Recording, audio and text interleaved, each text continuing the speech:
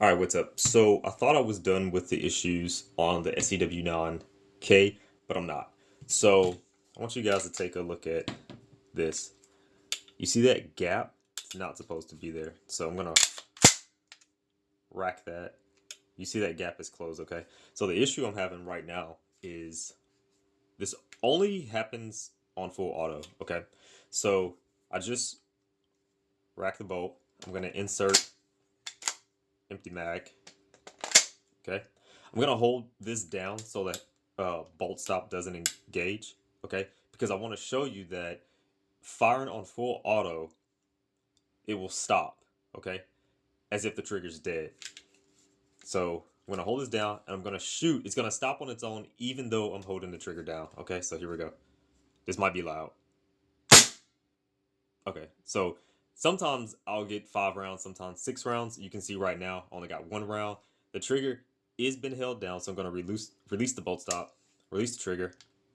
See, as if it's dead. You see this gap? If you notice at the beginning, that gap was smaller.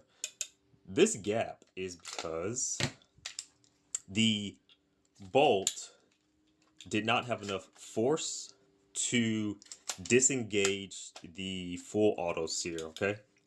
So because of the way this is designed, it's kind of hard to get an understanding of what's going on. But basically,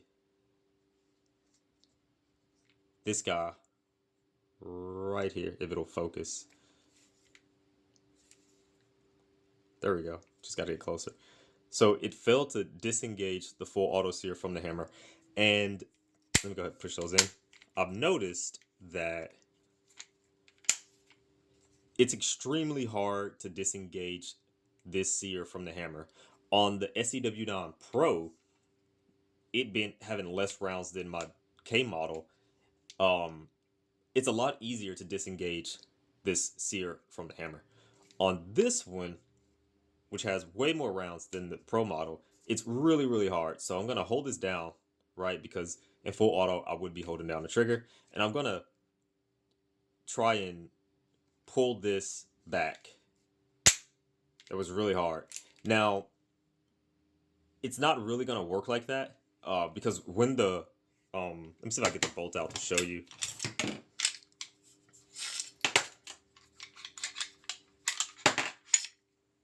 There we go.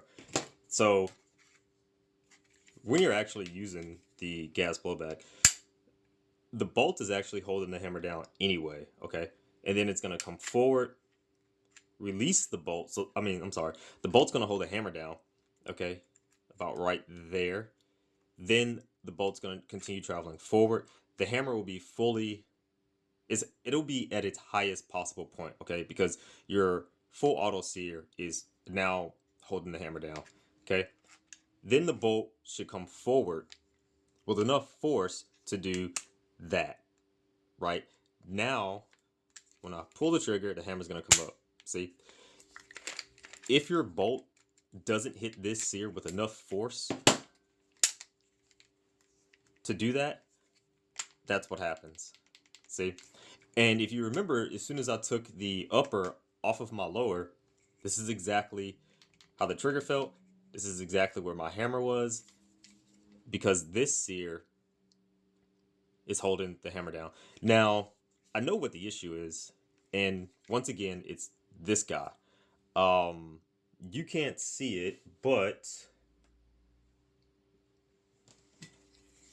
flashlight. Hopefully this isn't too bright. Not too bright.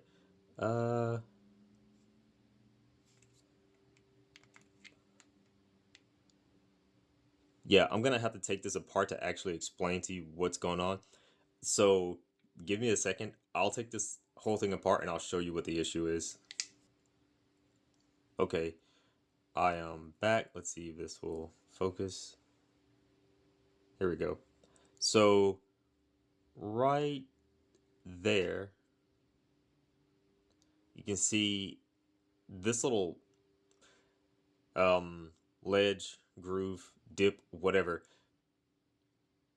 It's been used so much, the steel is actually pushed back, okay? And it's not even pushed back straight, it's pushed back It's lower at this point, higher the closer you get to the actual hammer. Hopefully you guys can see that. If we look at the sear, we can see it has a little hook right here. This is okay. It's kind of smooth on this edge, right? But we can see it's a little bit warped right there. There's a little ledge. Now, this is what I think is happening. I think that just from normal wear, right, use, the steel has been deformed to the point where it's actually holding on a little too much. Because when the bolt smacks this, it should be pretty easy, not super easy, but yeah, kind of easy for the bolt to just flick that thing up and let go of the hammer, okay? But it's not doing that. This guy's holding on to the hammer with a little bit too much friction or a little bit too much force. So what I'm going to try to do is very carefully massage this with a file, and I'll probably use sandpaper on this one just to smooth it out to see if I can relieve some of that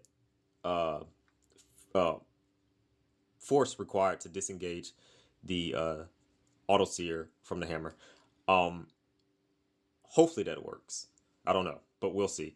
If it doesn't work, I might just need to get a new hammer and auto sear, or one or the other. We'll see.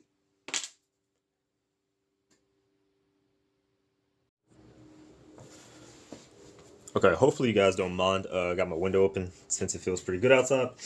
But here we go. So found a solution.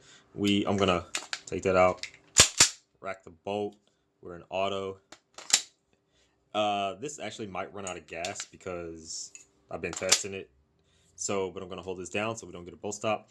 And I'm just gonna full auto. Let's see how many shots we get. So we can see issue is solved. Also, semi. It's running low on gas.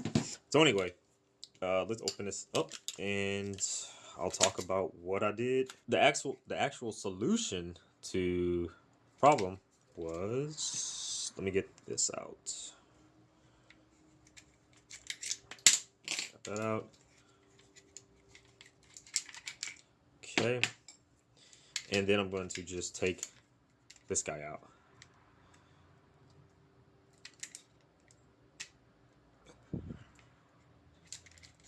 There we go. So I went ahead and, wow, this thing really is having a hard time focusing right now. I think it's because it's trying to focus on something so far down. But you guys can see I sanded this down smooth just to get rid of any marks, because this side was pretty, had a little lip on it. But the solution was to round off the bottom of this. So the way I did that, I just took some 220 grit sandpaper, put some alcohol on it. You can use water or alcohol. I just use alcohol because it will evaporate eventually. But you want to wet it because you don't want, I'm in my room and I don't want the metal the metal getting in the air. So the alcohol or the water will trap it. Basically what I did is I just kept going over it like that until I got a nice, smooth, rounded edge on the bottom. What that's going to allow is the sear to let go of the hammer with a lot less force. Okay, so when the bolt comes forward and knocks the sear, it doesn't require as much force to separate the two or disengage the auto sear from the hammer. Okay, so that was the solution. And I think in the first part of the video, I said it only happened on full auto. I was wrong. It was happening on semi as well, just not as frequent as full auto. So hopefully that helps you guys out in the if you're having the same problem as well. So hopefully I don't have any more issues with the lower.